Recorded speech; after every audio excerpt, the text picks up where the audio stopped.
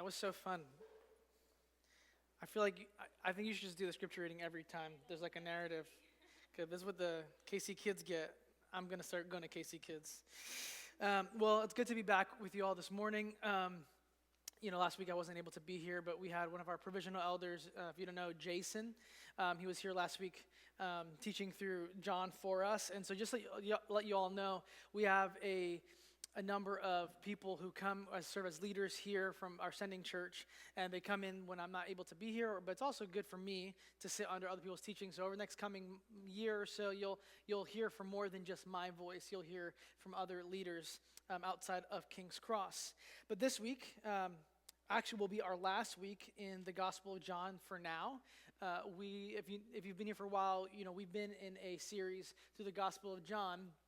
Starting next week, we're going to start a 12-week series through the letter of Ephesians, which is focused on the mission and identity of the church. So we're going to be asking questions like, why does a church exist? What it means to be part of a church? What does it mean to be part of the church of Jesus Christ? But that's next week. I'm just letting you all know so that you can be ahead of that. But for today, we are going to go through the beginning part of John chapter 6, which actually is a very long and dense chapter. It's 70 verses. I'm pretty sure it's the longest. It's the longest chapter in the book of John. So it'll take a while to get through it anyway.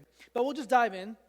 And so this morning, as we enter into this chapter, because there's so much to talk about, I want to just hone our focus on one thing. One thing I just wanted to observe and to focus and pay attention to is the idea that, or the focus on the theme of Jesus' compassion for the poor and needy. So this story that we're going to talk about often is labeled in your Bibles, Jesus feeding the 5,000, and it's quite well known, and it's honestly the only miracle that Jesus does that is captured in all four Gospels. So Matthew, Mark, Luke, and John, this is the only one that's in all four. So if it's in all four, it's probably important to pay attention to. Now, as we enter into this, I want to just make a quick note that when we read the Scriptures, and we pull out spiritual principles, things that have to do with spiritual realities, we ought to read the Scriptures in that way. But we don't read the Scriptures only in those ways. Because Jesus gives more than just spiritual insight through His Word. Jesus also gives us teaching on ethics. He gives us teaching on what it means to live as the people of God. Not just spiritual realities, but physical realities on how we relate to one another and how we relate to ourselves. So in this text, Jesus is giving us an ethical teaching. He's saying that there is a particular kind of response that followers of Jesus are meant to have towards the poor and needy. And that response is one of compassion. And this is important for us to understand, especially as a church plant, because typically, the response to the poor and needy are not usually compassionate. Instead, what I've noticed, the two most common responses to the poor and needy from churches especially are, first is judgment. You'll hear things like, well, they got themselves into it, so they should get themselves out of it, which is a wildly, I'll say it's a bold assumption, and honestly, it's an unfair oversimplification, because do you know how expensive it is to live in Orlando? I mean, there's enough young adults in the room for you to know, some of you make good money, and you still can't afford an apartment without roommates. How much more so for people who don't make as much money? So it's not just seeing yourself out of it. That's just not the easiest answer. But the other typical response is one of indifference. It's one that says, listen, if it doesn't directly impact my day-to-day life, I'll just turn a blind eye. It's their problem. Therefore, it's not my problem. And so we just try not to think about them. But Jesus in this text challenges us this morning away from judgment, away from indifference, towards a posture of compassion. So the question we're going to ask ourselves this morning as we read this text is, what does compassion towards the poor and needy look like? In other words, how does Jesus model compassion towards the poor and needy, and therefore how should we live in response to that? So let us look at our text for this morning. We're going to read, let's just reread the first 6 verses. Sometime after this, Jesus crossed to the far shore of the Sea of Galilee, that is, the Sea of Tiberias, and a great crowd of people followed him because they saw the signs he had performed by healing the sick. And then Jesus went up on a mountainside, and he sat down with his disciples. The Jewish Passover festival was near. Now when Jesus looked up and saw a great crowd coming toward him, he said to Philip, "Where shall we buy bread for these people to eat?" He asked this only to test him, for he already had in mind what he was going to do. So John begins by giving some context of what's happening here. So Jesus goes into Galilee. He re-enters Galilee the first time back at the end of John chapter 4. So scholars will say that there's about a 6 months time difference between the end of John 4 and here in John 6. So the question we have to ask, though, is what was Jesus doing before he got to this part of Galilee? What was Jesus doing in those 6 months? And if you read the Gospel of Matthew, you read the Gospel of Mark, you'll find that during this time, Jesus was actually just going around teaching. He was teaching the crowds, and he was conducting miracles, and he was teaching them about the kingdom of God. And so naturally, people hearing Jesus' teaching and seeing Jesus' miracles began to follow him. And so as Jesus reaches this new part of Galilee, he's actually he's ahead of the crowd. So there's a crowd following, but he's going up this mountainside because he wants alone time with his disciples. But then notice it says in verse 5 that Jesus looked up and he saw. He looked up and he saw the crowd coming towards him. Now that word saw, you could just say, well, he just saw something. It feels like a throwaway word, like it's not of importance. But actually, the Greek word that is used for saw is this word theomai. And it means to lock with fixed eyes. Meaning, he was staring. That Jesus was staring at this crowd. He locked eyes with the crowd and he began to scan them and he began to take them in. And this is important because what kind of people is Jesus giving his attention to? Because Jesus, again, he's on this mountainside. He's with his disciples, his beloved. He's with John and Matthew. He's with all these people and he's teaching them. And yet he breaks attention from them to give his attention to this crowd. So you would assume that if Jesus is giving his attention to this crowd, there must be something important about them, right? Because what do we give our attention to? What do we typically stare at? We stare at beautiful things. We stare at alluring things, worthy things, important things, works of art like the Mona Lisa, or architecture like the Eiffel Tower, or maybe like the 7 wonders of the world, or the 1 wonder of Orlando, the I-4 eyesore. These are the things that we stare at. But this crowd was full of poor, downtrodden, oppressed, and needy people. How do we know this? Well, because the Galileans, they're in Galilee, so the people who are following him, most likely, the majority of them are Galileans. And Galileans had a history of being oppressed because they kept getting invaded by foreign countries, so they were ostracized, they were marginalized, and they were rejected, so much so that even their fellow Jews from surrounding countries were like, it's better not to be a Galilean. And a lot of the Galileans were actually poor peasant farmers, and we know this because of verse 9. You just read it for a second. It says, "Here is a boy with 5 small barley loaves." Barley loaves for us today is like organic. It's like, oh yeah, Trader Joe's, that's like what we want. But that's not true for them. Only poor people used barley loaves. So even John is giving details to give the indication of the kind of people Jesus is paying attention to. It was the poor and needy that Jesus was staring at. It was a group of people that we today often turn a blind eye to. Why? Because honestly, let's just be real. The poor and needy make us feel uncomfortable. It's why our government tends to ship people out. It's why when we have our streets made and have our architecture done, we do it in such a way that the homeless cannot sleep there. The unhoused cannot sleep there. We want to pretend they don't exist, but Jesus stares at them. He gives them his attention. I love how Jesus in his gospel is always giving dignity to humans regardless and even in spite of their societal standing.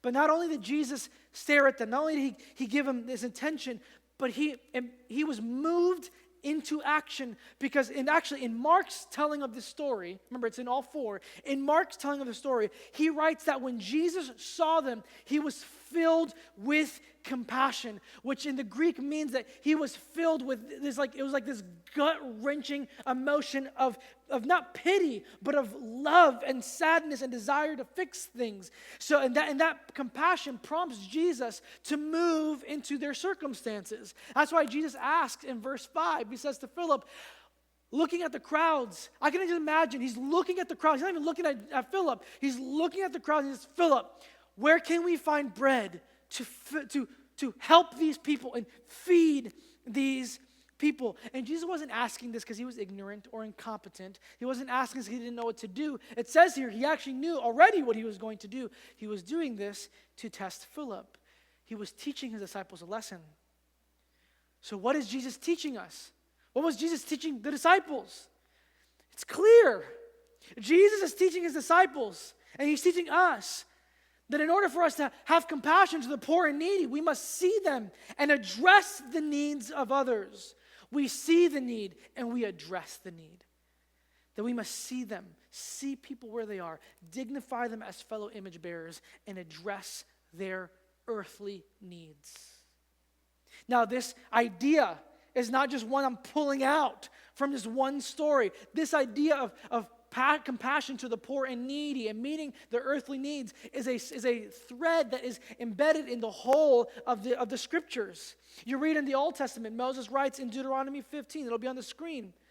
Look, he says this, there will always, not sometimes, occasionally, there will always be poor people in the land. Therefore, I command you to be open-handed. This is God saying to the Israelites, to God's people, you to be open-handed toward your fellow Israelites who are poor and needy in your land. And I just want to make a quick context of this. If your assumption of the Christian faith is that because you're a Christian, you're entitled to riches, this proves the opposite. It says there's poor people all the time. But the responsibility of the church is to meet these needs. Paul writes this in Galatians chapter 6, verse 9 and 10. He says this, let us not become weary. He's writing to the churches in Galatia. Let us not become weary in doing good, for at the proper time we will reap a harvest if we do not give up. Look what he says, therefore, as we have opportunity, let us do good to what kind of people? All people, especially to those who belong to the family of believers. So I want you to notice two things. One, that like Jesus, both of these texts, both Moses and Paul, are saying that we as the church are to address earthly needs. We must be keenly aware of that. It's easy for Christians to fall into the trap of what musical philosopher Johnny Cash would say, being so heavenly minded that you're of no earthly good.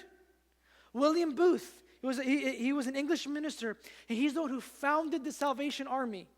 He said this, look at this, you cannot warm the hearts of people with God's love if they have empty stomachs and cold feet. We are an entitled people, y'all. We forget because we're not in a third world country. Have you ever tried to think on an empty stomach? Have you ever tried to have hope with no place to call home? But also notice that the care is directed not just to the people of God, but to those outside of the church. Tim Keller, writing on what made the early church so attractive to people from all walks of life, he noted that there was 5 unique features. I won't go through all of them, but the one that I want to point out is that the early church was famous for its hospitality to the poor and to the suffering. It was the Christians that helped both fellow Christians, but also helped the poor regardless of race and religion. In Rome, in the early church, well, not the early church, but during the first century, did you know that in Rome they had this practice called infant exposure? Infant exposure is that if the parents deemed something wrong with the child, you just threw them in the streets. There was actually a street in particular, just a row of baby carcasses.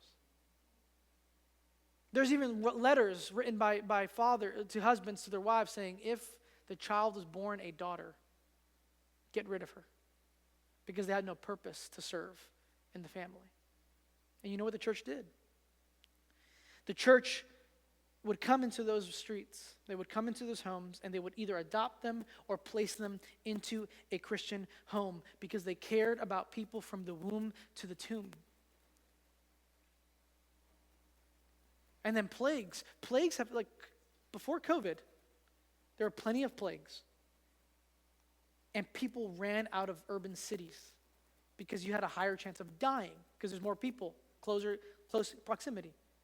Do you know who it was that stayed behind? It was the Christians. The Christians would stay and they would care both for Christians and non-Christians, and most of them died in the process. You see, giving to the poor and helping the needy has been adopted in our culture as a stamp of being a political liberal or a social progressive. So people rally against it because they think that to be charitable and to be generous means to be a Democrat. It means to be a liberal. And that's not the case. That's false and ridiculous, because to be caring and compassionate for the needs of the poor and the needy has always been the marker of the Christian church. And so the Christian church today needs to reclaim its countercultural act of radical compassion and generosity towards the poor and needy. And so are we looking for opportunity to do so? Are you? Now, I recognize this is all easier said than done, because to care for the poor and needy implicitly means that you need to give of your own resources to others. And if we're honest, we often feel, and I feel for the young adults in the room, you feel like you don't really have much to give away anyway. I barely can tithe. You want me to be able to give more to people in need? I'm in need, it feels like. And this is the response of the disciples. Look at how Philip responds.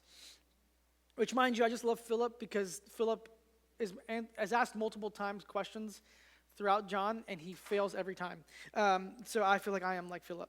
Philip says this.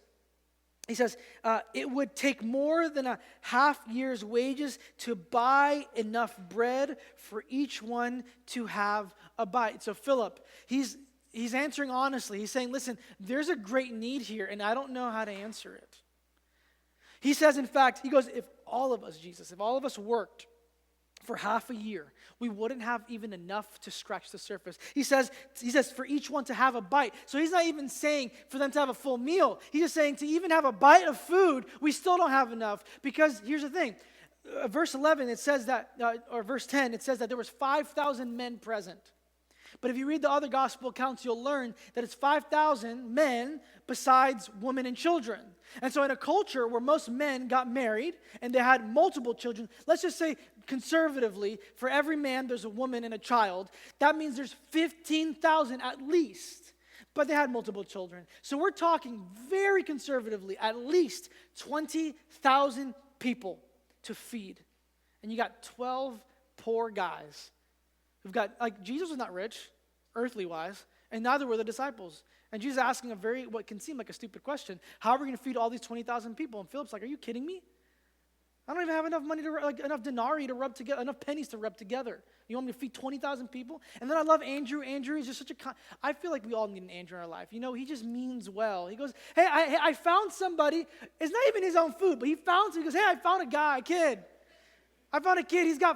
And the kid's like, shut up, this is mine, right? And he's like, found a kid. He's got five loaves of bread and 2 fish.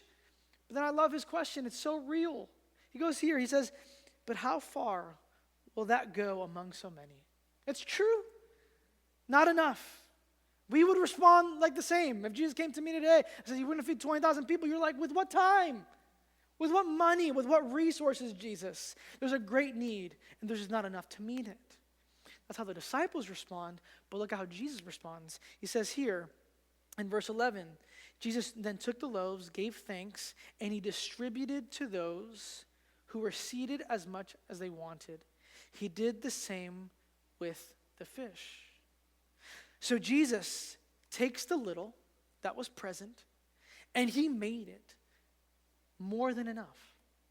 In fact, what John writes is that it was more at the end than there was to begin with. See, John says that everyone got to eat as much as they wanted, and that could have been enough. That could have been enough for the story, because it would mean that Jesus, at the very least, can meet your needs. But at the very end, he tells his disciples, gather all that's left over, and it says that there was 12 basketfuls of bread. At the very beginning, there was 5 loaves. That's not even a quarter basket full. And he's saying, not that just Jesus can meet the needs, but that in any need that you have, he has the overwhelming ability to overwhelmingly supply for not just some needs, but all needs. So the disciples then are not giving the crowds out of their own provision because they didn't have, but they gave from Jesus' provision. See, it is Jesus' responsibility for the needs of his people. But the people of God, us, are the vehicle of God's distribution. Because notice what Jesus says. He tells them, listen, give me the bread and the fish. Then he tells them, hey, go get the people ready. He says, tell them to take a seat. He's using language of hospitality. He's making a meal for them. And I can imagine Philip being like, are you kidding me? We just said we only have. He goes, just tell them to sit down. Tell them to sit down. Be fine. And then they just distribute it to everyone. But notice all of this began by one young, unnamed, poor Galilean boy who gave what little he had to Jesus. He wasn't even a disciple, but he gave what he had. The second way in which we can have a posture of compassion towards the poor and needy is by entrusting what we can to Jesus and leaving the results to him. There was a man named George Mueller. He was an English minister in the early 1800s, and he was responsible for starting and managing a ton of orphanages, because during that time many of the parents died in the factories and out of not having enough food to eat themselves. And so he took it upon himself to create orphanages to meet the orphan crisis. And he had a journal, and that's how we know all these stories. But on one famous account, he writes that one morning him and the children woke up with no food. And he said, in great faith, he said, children, go to the table and thank Jesus for the food you're about to receive. Now, no matter what age you are, that just sounds stupid, but he does it. But they do it. As they're praying, there's a knock on the door, and Mr. Mueller goes to the door, and it was a baker. And the baker said, Mr. Mueller, I know this sounds weird. I know it sounds awkward. I don't know how to tell you this, but I couldn't sleep last night. And I don't think he was a Christian. All he said is, this is awkward, but I felt led over the evening to make all the bread sufficient for the children. Have this bread. So they're eating the bread. Well, I guess they're about to. And then on the door is another knock. And so Mr. Mueller goes up and he's like, I'm just trying to eat. He goes to the door, and it was a milkman. And the milkman, they know him, and says, Mr. Mueller, I know it's going to sound weird. I have a cart full of milk. My cart broke down. No one's going to be able to make it in time to fix it before it spoils. Would you like the milk? And he drank the milk, and they ate the bread. You see, Mueller has countless stories like this because he spent his whole life caring for the poor and needy, entrusting what he had to Jesus, and then leaving the results to God.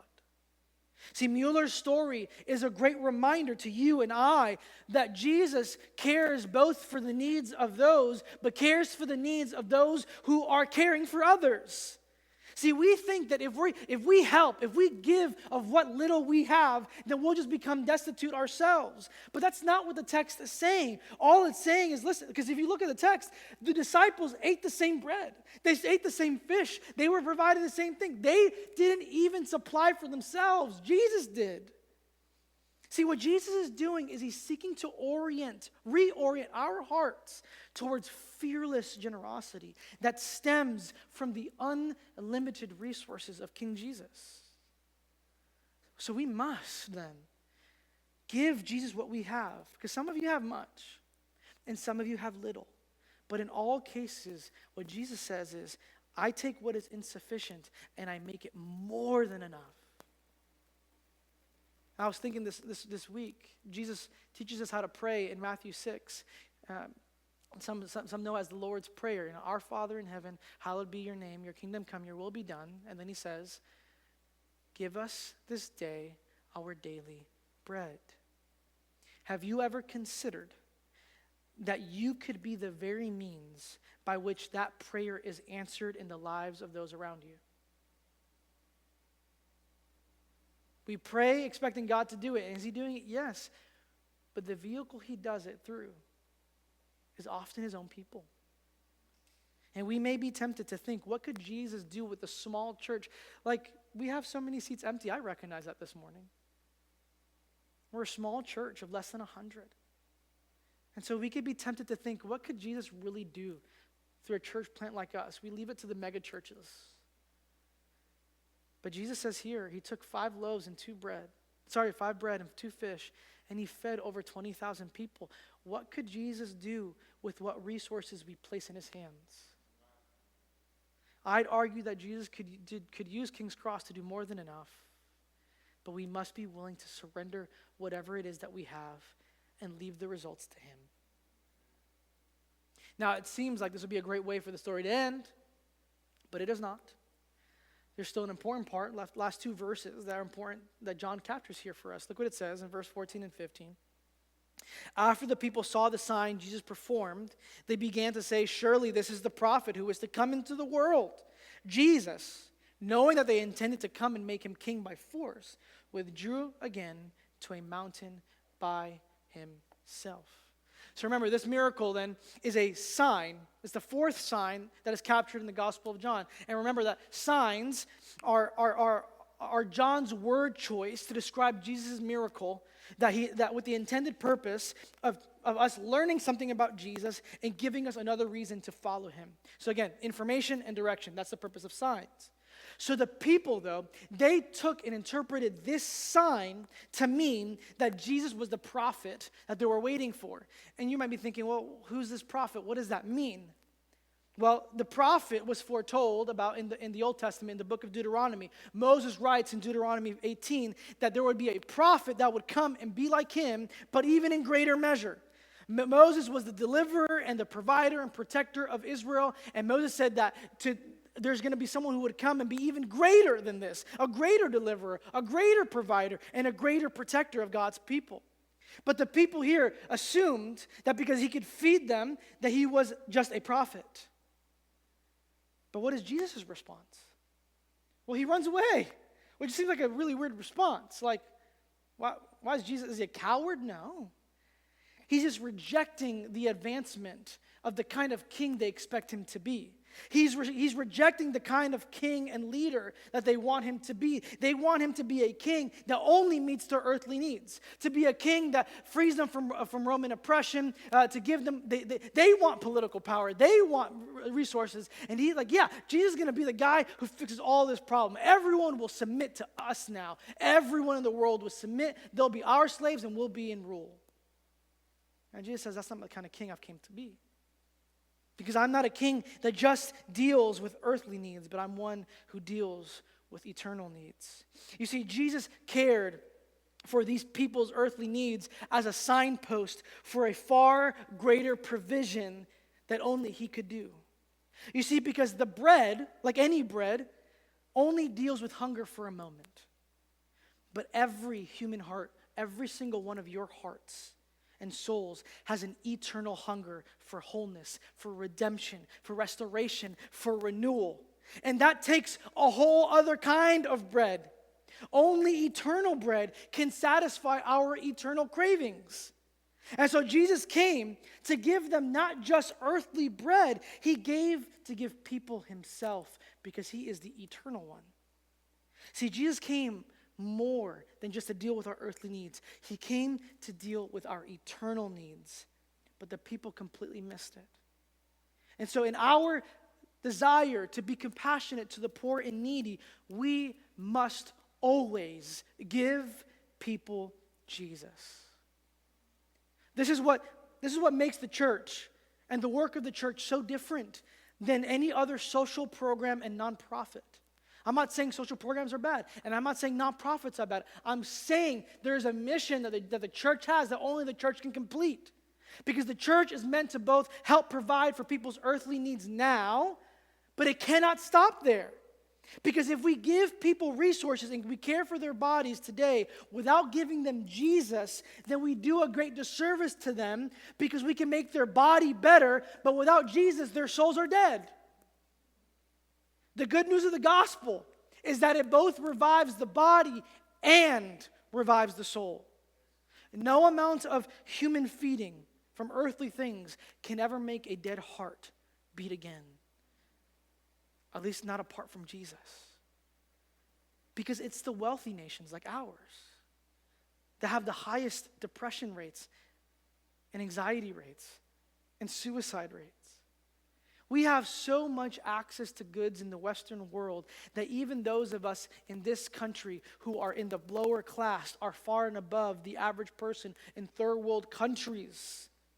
So even if we did give all the earthly access to goods, people are still broken and hungry inside the deepest parts of their hearts and souls. So yes, we meet their earthly needs, but we must give people Jesus so that their eternal hunger and their eternal longings can be met by an eternal provider named Jesus.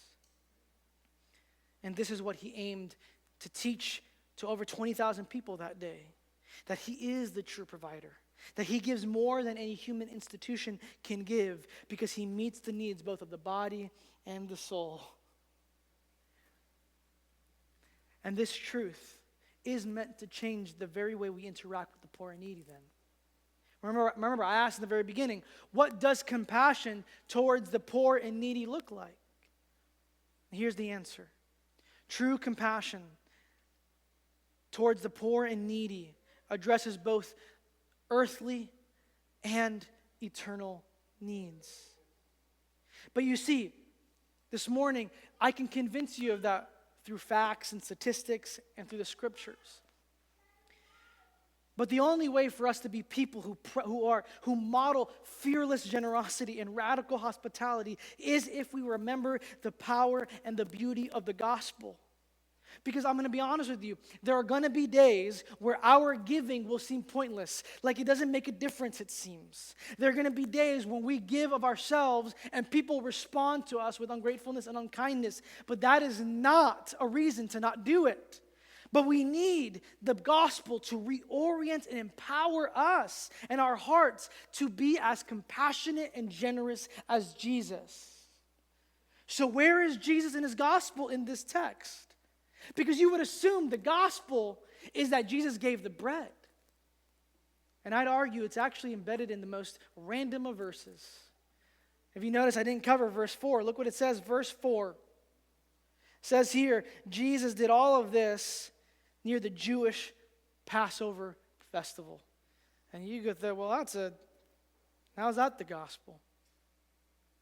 Because the Passover is a time of celebration for the Jews.